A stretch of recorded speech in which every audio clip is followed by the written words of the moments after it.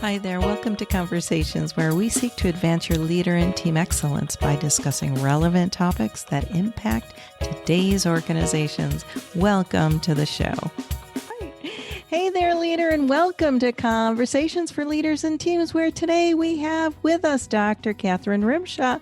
She is talking about her book, The Leadership Decision, Decide to Lead Today. Perk your ears up, leaders. This is going to be a good conversation. Dr. Rymsha knows what makes a leader. Based on her years of training, research, and consulting, she's determined how a person becomes one. They make the decision to lead. Catherine is a lecturer at the University of Massachusetts, Lowell, where she teaches courses on leadership.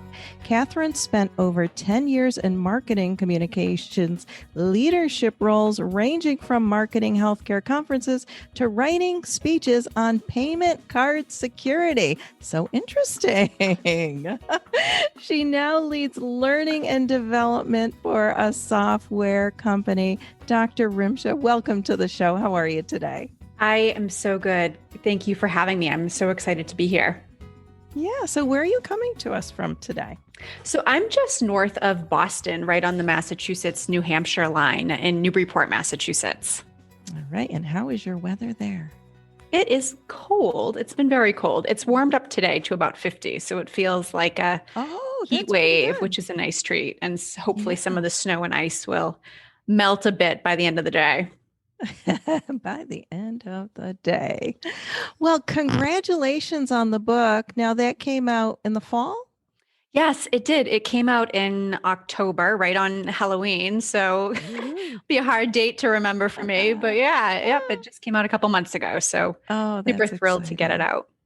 And we're going to talk about that book today. So thanks for coming on and sharing. I know leadership is a passion. We share that mutually. So this is going to be a great conversation for me as well. So we're going to start right off about your book.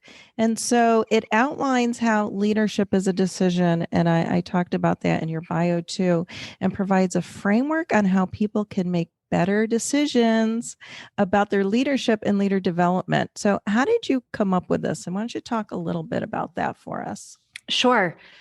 So I have studied leadership for years. And like you said, it's been really a passion of mine for, a good majority of my career now. And I was always kind of asked the question, how does someone become a leader? And are they born a leader? Are they made a leader? And I mean, there's so much out there in the leadership scope about what that topic, the answers to that topic and what that looks like.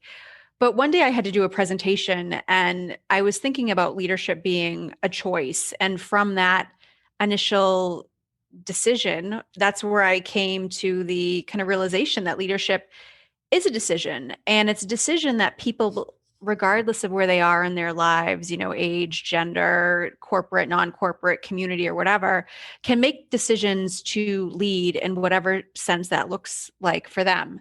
And when I was putting the book together, I was thinking about, how can I make this practical? Because I think that's one thing too, that so many leaders, regardless of their level and thinking about their development and their growth mindset, are so clued into is like, great, some of these academic concepts are interesting, they're essential, they're a great framework, but where leaders still struggle is a lot in the practicality. So I knew I couldn't come out there and be like, well, leadership's a decision, and feel like people could do something with that. So that's where I came up with what I call as the APE model. And that's a framework that leaders can take on that development growth mindset to say, like, how am I going to be proactive in gaining awareness that's going to make me more effective and aware as a leader? How am I then going to make decisions and to take initiative to practice what I've learned in whatever sense that looks like? But then the last and one of the critical elements, which then flows back into awareness, is how am I going to evaluate and get feedback? And I mean, we both know that feedback is such a critical thing for leaders to be doing on an ongoing basis, yet it still has that bad reputation, or people start having their hearts palpitate a little bit when somebody says like, I want to give you feedback, but feedback should be something that we welcome, and both considering feedback from both how others are perceiving our behavior and what we're trying to accomplish as leaders, but also taking time and taking that pause to say, do I feel good about what I'm doing and what I'm contributing and how I'm advancing? So it's not only the evaluation of getting feedback from others, but it's that self-evaluation too that's so critical to one's ongoing development and decisions. Yeah. Yeah, that is so important. And I always like to say we need to feed people forward, right? Because you're right. People do get all worked up when it's like, oh, we're going to have a feedback session. It's like, embrace that. Let's learn and grow together, right? I know. And people, Uh, and I get it. I get why people get nervous. I mean, I've been there myself and like, oh my God, what are they going to say? How am I going to Bad feel? How am rap, I going to react? The feedback. bad rap. Yeah. But then I like over time, I'm like, I have to get used to this if I want to get better at lecturing or writing or Right. speaking. I mean, we just For have to look sure. at this as a tool. And I don't think people have that lens on feedback. Hmm. Yeah. Well, for so many years, it was that, it was a one-way communication tool, I feel like, instead of now it's an actual conversation, or at least if you're not having it as a conversation, you should bring that into your leadership and really having that as a two-way street or even as a team and having the group dynamic as well and having feedback sessions that way. For sure, Totally. it's important. Yeah, I love that model. So awareness, practice, and evaluate. How do you use that with your clients? So what I try to get them to do is to start to map out, first how they're gaining awareness, whether that's being through kind of the traditional classroom, but then trying to encourage them to get more creative. So are they asking the right questions? Are they finding a not just a mentor, but what I call a success team and a feedback board of people who can give Mm. you, help with informational interviewing, but trying to not simply take the course, which so many leaders think like, well, I took the course. That means that I'm a better leader now. And it's like, no, there's more to it, which is where this concept of practice comes into play. But it's important to be reading and learning. And I don't think that's a surprise to anyone to continuously grow and gain awareness. But it's also trying to take learning to a different level, like I said, between informational interviewing, mentorships, whatever that looks like, and trying to find and create opportunities where you can learn both in the corporate sense, if that's the world in which you live, or even outside of the corporate world, keeping in mind that leadership is a decision that impacts all facets of your life, whether you realize it or not. And I still think that that's where people get stuck with leadership because they associate it so much with people management strictly within Hmm. the corporate confines of the 9 to 5. And that it's like, okay, at the end of the day, like I've done my business. I'm going to go home and make other decisions that may not align with who I'm trying to be as a leader or what my leadership brand is. And I think that's where people fall down, but yet there's so much opportunity for them to explore those options to better develop what their leadership truly means to them. Yeah, that's good. That's good. And I always, I encourage people. It's like, it's, you don't have, some people say, okay, well, I have a personal hat, I have a professional hat. Leadership spans both of those. So when you're walking out of the office, you are still leading.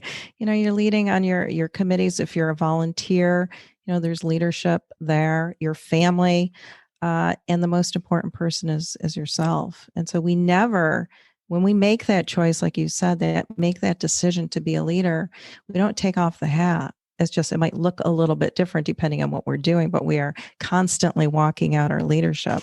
I have to understand that for 100%. sure. Yeah. Yeah.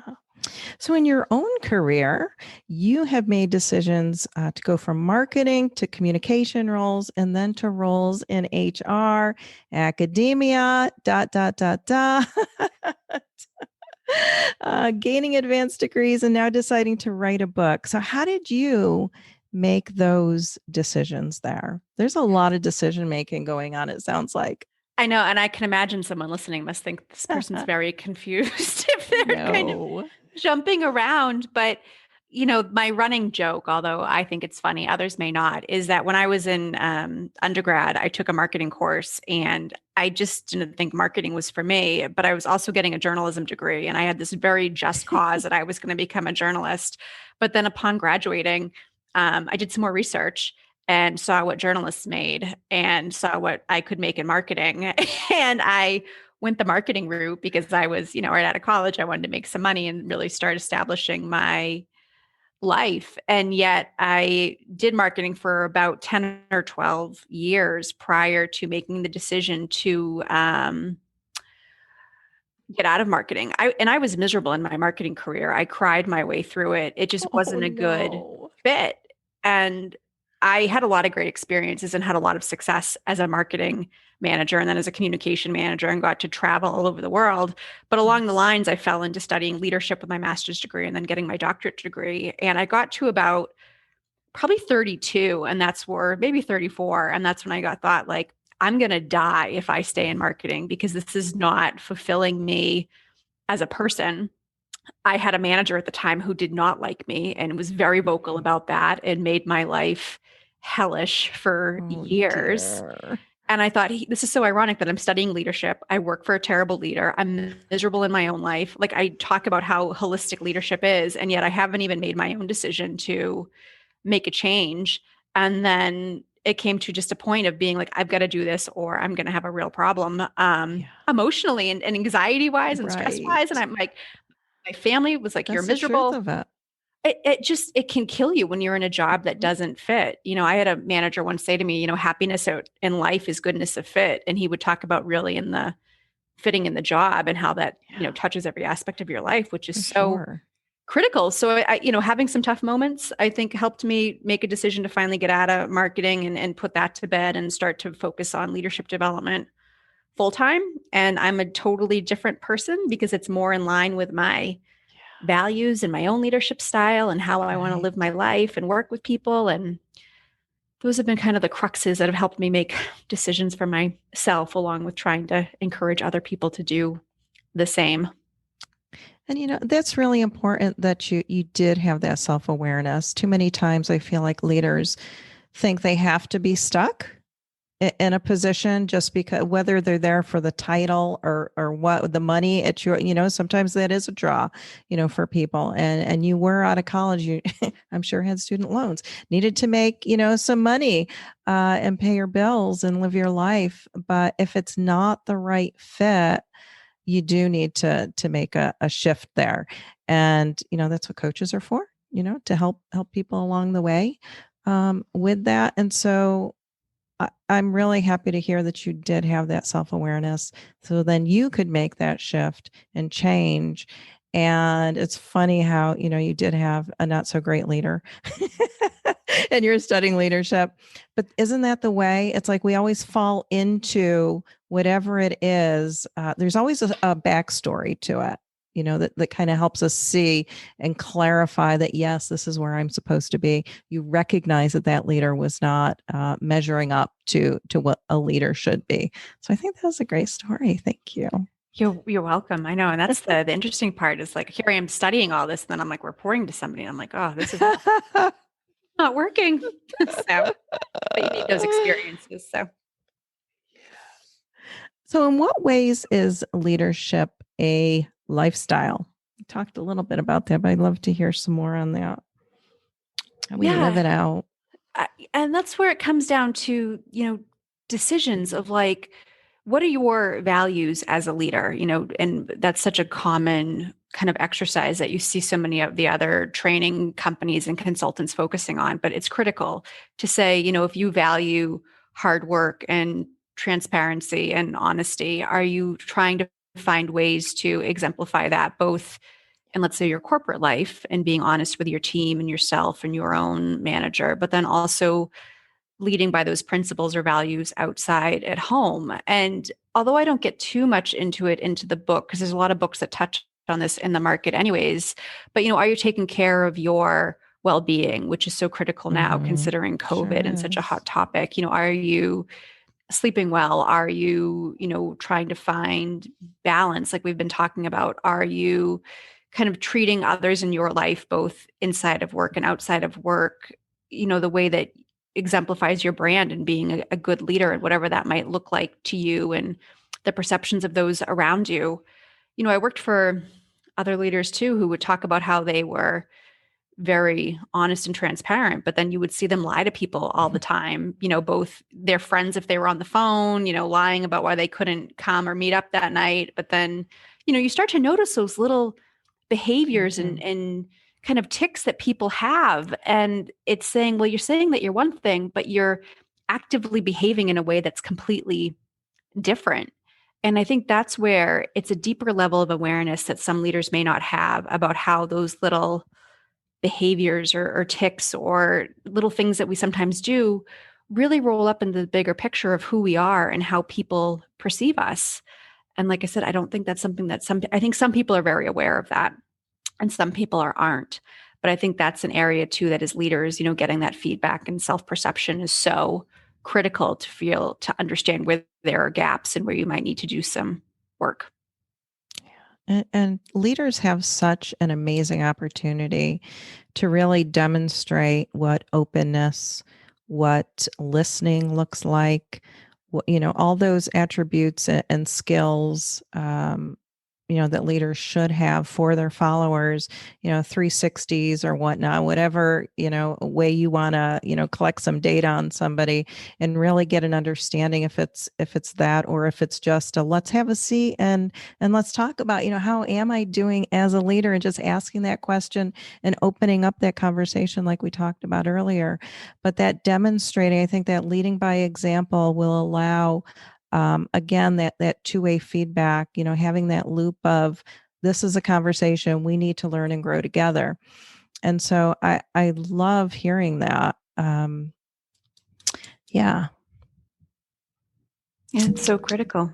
Yeah, It is it's critical. hugely important. And where and how do you see people struggling as leaders and improving their effectiveness to lead? Big topic. I still see people, regardless of the level, being complacent as leaders. Mm, Either they are waiting still to be told when they can lead by their own leader, or they yeah. simply think that they've taken the course or read the article or Check the box. yeah, they checked the box with leadership development for that particular day. And it's so much more than that. It's really applying those behaviors. And like we've talked about, trying to get that feedback on how they sit with other people and whether or not they're making a difference or not. But even though I work with a lot of folks and consult with a lot of folks who are really great leaders, so many of them still come to me and have excuses about why they didn't try or test a new behavior or why they didn't take that extra step or why they were hesitant to experiment or take a risk. And that's where I see this balance of complacency of being kind of okay with how they're leading because they're getting the job done and they're getting by, but then also still a tad of fear of thinking, what if Mm, I fail at this and I'm the leader? And, vulnerability is something that I talk a lot about in the book because so many leaders can often be scared to be vulnerable or say, that they're trying something new for the risk of, what if it doesn't go well? But that's still so critical to our leadership and our growth mindset and our overall development. And yet, I can tell leaders till I'm blue in the face that, you need to keep pushing yourself and experimenting. And I'm sure you see this too with people that you consult and work with, but yet they still have something holding them back. And that's sure do. where, I try to tell people, make the decision to overcome that as easier. It's probably a lot easier said than done though. Well, and that's why we partner with our clients. They don't have to walk alone. And I think, that journey, if you are looking to have that growth mindset, if you're looking, to be an outstanding leader, you never stop learning, you never stop growing. It doesn't mean that you're walking that road alone. And, there is risk in innovation. There is risk in creativity. There is risk. We need to make room for that risk. And if we're going to fail, fail forward and fail fast, right? And get back up on that horse. You're still going to have lessons to learn as a leader, whether you see it as a fail or not. And I always love to bring up, the Post-it note, failed attempt, which have made them probably billions of dollars. And now we have the Post-it note. So yeah, And I think that goes back to we always, at least in my experience, the way I used to be was definitely a people pleaser. We want to please the people around us. We want to be doing a good job, regardless of the level that we're at. But I think there comes a time where it's okay, to use the word fail and say, I'm going to try this. And if it's a failed attempt, it's a failed attempt. We, shrug our shoulders and move on. It's all that it is, but yet it may not always be perceived like that by ourselves or others, but That's it's right. so critical. It's a great, Yeah. it's great insight. Yeah. So what are you doing for your own leader development? Because I know, we teach leader development, we coach, we consult, we do, lots of different things for others. When it comes to you as a leader, what do you see in your leader development, maybe even just this past year in 2020, that you've kind of stepped into? The thing for me, I know we picked on feedback earlier on during our chat. And I think even for me as someone who's, in corporate America doing leadership development and even straddling the academic world, and especially over the last, 12 months when we've been mostly at home, is still forcing myself to get feedback and trying to understand what the intent of the feedback is. I mean, you think about Mm. feedback and what that looks like, and some of the SBII models that CCL talks about and what have you. But even trying to force myself to get in the habit to call people after a call and have like a postmortem, or just say like, how do you think that went? What could I have Mm. done better as facilitator to a virtual session or during this meeting? Because not only was it helping me get insight about how I could be more effective in the virtual environment, especially when training and interacting with students or peers or clients or what have you, but also it was a way to connect. And that's a thing that I struggle with too, is that I'm a bit of an introvert and I could go days just heads down working. And I've been kind of hit on that in my career at times of, you're not forming the relationships that you need to. And that's one thing that I've taken to heart. So I've tried to think about how am I still getting feedback to be more effective, but then how am I still using feedback or building those relationships, knowing that that's so critical to my role in leadership development, because I need to be able to connect with people and I need Mm-hmm. to know what's going on in people's heads and if what I'm saying is resonating or if it's not. But I think those are two things that I actively try to work on, because I've been bit before by not having that level of awareness or being scared to get the feedback, or being too heads down and focused on my work and not thinking about the human components, which are so critical to leadership and what we do. So those are the Yes. the kind of elements that I still focus on, although sometimes I still get stuck in my own head and forget to make the call after the meeting, but really try to. I love that you're an introvert. I'm an introvert. Yet we Are can you? sit here and we can talk and we can gain energy from our passion, and it's okay. Yeah. It's just how we gain energy. It's nothing Yeah. more. Yeah. Yeah, I know. that's how I keep it. I used to wear it as a label, like, oh, I'm an introvert, so I Yeah. can't. And now I just embrace it. Well, I know. And that's the trick with it. And I think some people get that and see that, and some people, they still struggle with it. But it's helpful to know what your preferences are just so you can Mm. communicate that with other people so they don't take it the wrong way That's or right. misconstrue. That's right. Yeah, we need to love who we are. Well, that's good. So you're taking steps. And I love how you talked about that, and that it's not just a box checker. It's really something that you're actively doing and have a desire to do. You have a desire to be better. And all leaders should have that, mindset that, I don't want to stay where I'm at. Sure, I may be leading really well, if that's the case, but I don't need to stay here. I don't need to be complacent like you talked about. There are other things that I can be doing to learn and grow, and really putting those action steps in place. And I also love that, what you talked about is not training. And so many times I think leaders and organizations think that their leader development is based on training, and that is just one piece. That is a box checker many times. It's like, I need to learn this skill. I'm going to check the box on it. But then that development piece is actually walking it out, what you learned and implementing and doing and getting better at it. Totally. And that's like I said, and you just, painted it out so beautifully. That's where people still fall down. Yeah. It's where they still fall down. Yeah. So that's interesting. And it reminds me of something that I said a very long time ago that's just coming to my head now is that organizations need to look at their budgeting.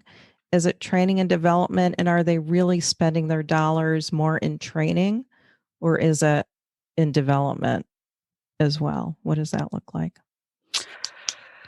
Yeah, I mean, companies will throw that on as a band-aid, like, oh, for our leaders to Yes. get better, we need to spend more money on the courses. And like, Right. all the leadership trainers or consultants are like, come to us, we'll take it. And I get it. I get it. I'm not going to say that I don't, but that's where, organizational leaders have so much power in just their cultural elements that can help root so much of the behavior change that they want to see in their leaders. But yet they fail to either make the effort to do all of that cultural work that Yeah. helps support the better leadership behaviors, or they don't make the connection, whether they're too kind of focused on other strategic imperatives. But leadership development in some ways can probably be a lot cheaper than what it is, knowing that it's the culture and the environment that really helps leaders to thrive and not Mm-hmm. simply throwing money at training and development. And yet, companies could be saving themselves a lot of money if they took Sure kind of can. a cultural kind of audit of what that looks like, whether it be through their engagement surveys or pulse surveys or what have you, and think about where are there other changes that we can make either with our senior leaders or with our reward structure or with our performance model that can drive these behaviors from a different angle than simply spending money on learning and development. That's right. Click here. Here's your certificate. I know. Not it. It's not Not it. it. Oh gosh. Well, what else? What else is kind of burning, maybe that you've been working on or something that you want to talk about? I think the other thing that I've been thinking a lot about is, what leadership is going to look like on the other side of Mm, COVID. And I know that that's yes. probably a topic that some folks are sick to death of and struggling with. And that's pretty, it's true. I mean, I think we're all, COVID fatigued Mm-hmm. but I think the role of leadership is going to look a lot different once we're a bit more out of the woods with this than what we are currently at the end of, February into March as we have this chat. And I think that's one thing that the leadership development industry and people like you and I are going to have to give some serious thought to of how do we equip our leaders to even have more empathy after this or more Mm-hmm. flexibility or more kind of awareness on how they manage virtual teams and what some of the Yeah. success strategies there look like. And I think some of us kind of know what leadership's going to look like after this, but I don't think we really do know. And maybe that's going to be a bit of trial and error. But I think we're going to need to see very different leadership behaviors from Yeah. leaders and consult and train on very different behaviors than what we did pre-COVID. So I can't Mm-hmm. say that I'm doing anything formally with that. I mean, maybe some people are, which is great and very proactive of them. But it's one thing that, keeps me up at night, quote unquote, just thinking, how are we going to be changing the face of what we do to be more appropriate, once we're more out of the woods with this? And how is business from the corporate sense going to be structured that it was different than what it was Yes. pre-COVID, and trying to be supportive of leaders to then support that new reality. Mm-hmm. Yeah, for sure. I think it's going to be what do organizations have as an expectation for their leaders coming out of this? And then what are the leaders, leaders and managers, leaders, how are they going to, based on what they've gone through, how are they going to respond to what the organization sees as the expectation? I think it's going to be an interesting time as we get back to whatever normal is and really step into the what's next for organizations, leaders, and teams. It's going to be interesting for sure. It is. And I think there's going to be a very interesting balance between organizations from the monetary or business standpoint wanting to make up for losses and try to get back ahead, or making up for what they might, like I said, what they might have lost. But I think that's where there's going to be a huge disconnect between some of the corporate greed and what people are truly going to need for support in their lives from more of a leadership standpoint. And I think there's going to be there's going to be an interesting balance between those two different worlds, if you will. Yeah, I also wonder how many people will change careers, kind of like you did. I'm wondering if, maybe they find that the fit, going back into the office maybe isn't right for them after they've experienced even, being home, working remotely, all that can bring. I think there's going to be a whole set of thinking, new awareness for leaders after this, which is good. Because for some organizations, some leaders, they were complacent, to use that word again, that you brought up. And what can we be doing now, to get out of, if this was a failed attempt? Some organizations were ready for COVID. They were already doing virtual trainings, meetings, etc., leader development activities. And others weren't. This caught a lot of organizations by surprise. And so really, what were the organizations who were doing it well to begin with? We're finding that they're still doing it well, even, as we are working remotely, etc.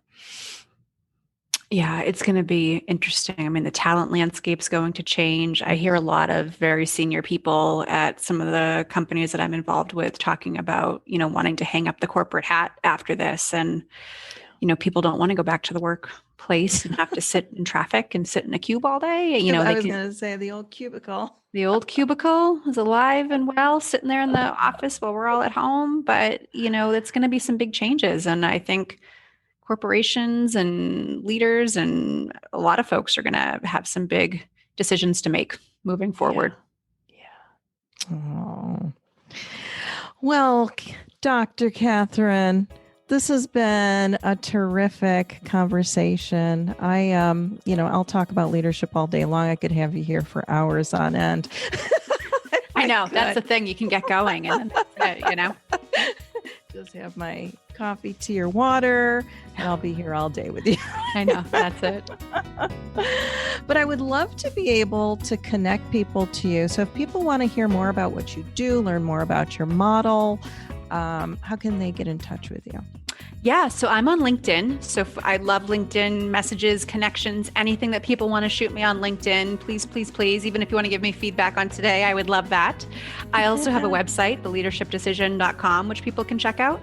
And as you mentioned, my book is up on Amazon. It's on Barnes & Noble and Apple Books. So there's plenty of places people can get it if they want to learn more about making decisions about leadership. That's right. And it is called The Leadership Decision. Decide to lead today.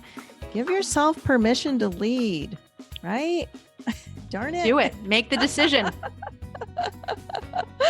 All right. Well, thanks again for coming on. I loved this conversation. It was terrific to have you, and I hope to see you soon. Good luck. Sounds good. Thank you. Thank you. It's been great. Okay. Bye-bye. Until next time, this is Dr. Kelly Whalen. Keep doing great things because our world needs leaders like you.